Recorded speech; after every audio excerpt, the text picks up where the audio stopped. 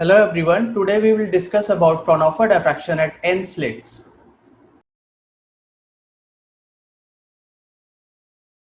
This is the diagram for Fraunhofer diffraction at N slit. Like in the case of single slit, the same diagram is now extended to the N slit case, wherein you have capital N number of slits, and you see here this is this N slit diagram. The diffraction angle is given as theta. The single slit width again remains the same, that is small e, and now the extra parameter added here is small d, which is called the slit separation. Now as we found, the part difference in the case of single slit diffraction was e sine theta. Now here it just becomes e plus d sine theta. You can see diagrammatically here what is the part difference, delta, that is this small distance, which is equal to e plus d sine theta. This entire system of N slit is also called as diffraction gradient. Now again our aim is to find the intensities at point P, or find the intensities of the diffraction pattern obtained in N slit case. So we start here. Let capital N be the number of parallel slits, each of width E and separated by small d. The phase difference between two consecutive slits, we call it to be 2 beta. In the single slit case, we call it alpha, which was pi E sine theta by lambda.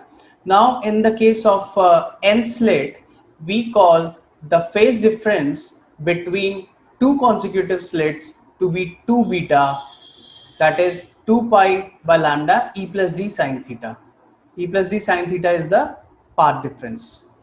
We again employ the theory of composition of n vibrations, each of amplitude small a and common phase difference delta between successive vibrations. Then the resultant amplitude r at a point P on the screen becomes again r is equal to a sine n delta by 2 by sine delta by 2. Please remember, the same concept is being extrapolated here to the N slit case. So having said that, in the previous case of single slit, I said that small a is the amplitude of a single point source. Now if you see the diagram, here the N slit case can be the case for the n point sources one way. So the small a now denotes the amplitude what we determined as a sine alpha by alpha, which is the amplitude for the single slit case. So I have just extrapolated that concept to the N slit case. So now I say that small a is the single slit amplitude. Small delta now is equal to 2 beta. It is the phase difference between two consecutive slits.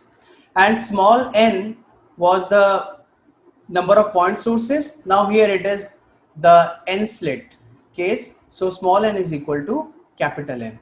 Therefore, the final intensity in the N slit diffraction case becomes, that is I is equal to R square. So this becomes A square.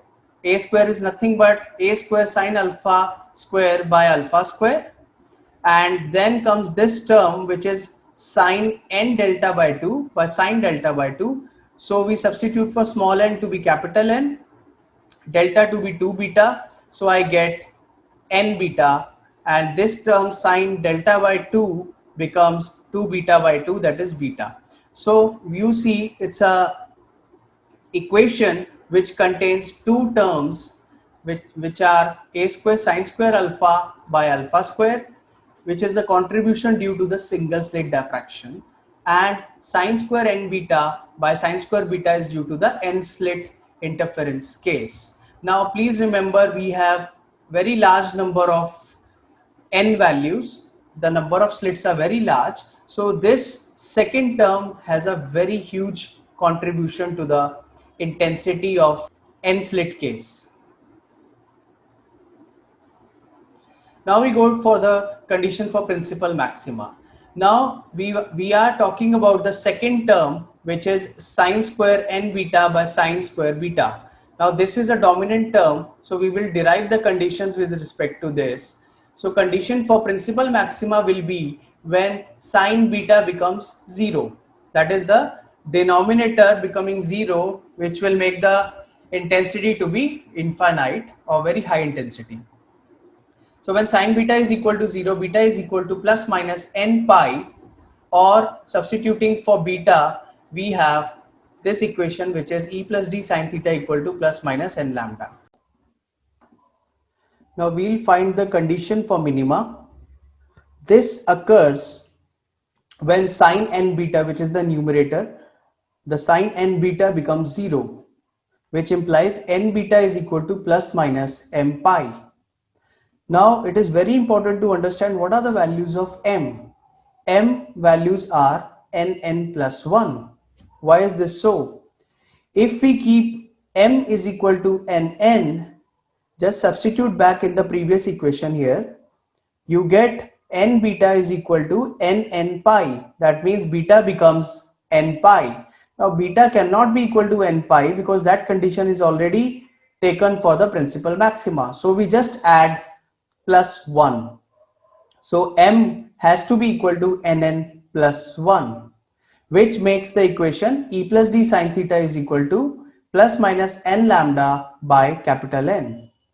Now how do we find the condition for secondary maxima? As we did in the case of single slit, now we go for finding the secondary maxima points by using this formula, which is di by d beta is equal to 0, which makes it d by d beta of a square sine square alpha by alpha square sine square n beta by sine square beta is equal to 0. We further solve this equation and we get this equation. We use the quotient rule. So we just find this and we get this equation n cos of n beta minus sin n beta cos beta equal to 0. We rearrange this equation and we get tan of n beta is equal to n tan beta, or it can be written as n by cot beta. Now how do we solve this? We use the graphical method, by which tan n beta can be written as perpendicular by base. So I write n here and cot beta here, and n beta is the angle, so n beta comes here. So what is this? This becomes root of n square plus cot square beta. Why do we do this? Because we need to find what is sine square n beta by sine beta square. So we will substitute that in the intensity formula and we get the new intensity for the secondary maxima. So understanding that, we now find what is sine n beta from the previous diagram. Sine n beta is nothing but n by root of n square plus cot square beta. Now we want to find what is sine square n beta by sine square beta. It comes out to be n square by n square plus cot square beta sine square beta. We do further calculation and we get this to be n square by n square sine square beta plus 1 minus sine square beta, that is nothing but the cos square beta. So we get n square by 1 plus n square minus 1 sine square beta. Now we straight away feed this formula into our already known intensity formula, which is I is equal to a square or I naught sine square alpha by alpha square, sine square n beta by sine square beta will be replaced by n square by 1 plus n square minus 1 sine square beta. So I have this formula, which is the general formula for finding the secondary maxima intensity. If I have to find principal maxima intensity from this general formula, I can do very easily by just using sine beta equal to 0 here. So if I put sine beta equal to 0, I get the intensity of the central maxima to be equal to this. Or I can say the intensity of the central maxima, principal maxima, is proportional to n square. This is the diagram you can see for the Fraunhofer diffraction at N slit. The red color bold line is what is called diffraction envelope, that overall governs the diffraction pattern, and there are interference sub patterns within this diffraction envelope given by these lighter lines, and on the x-axis you have the beta. So this is all about Fraunhofer diffraction at single slits. Thank you.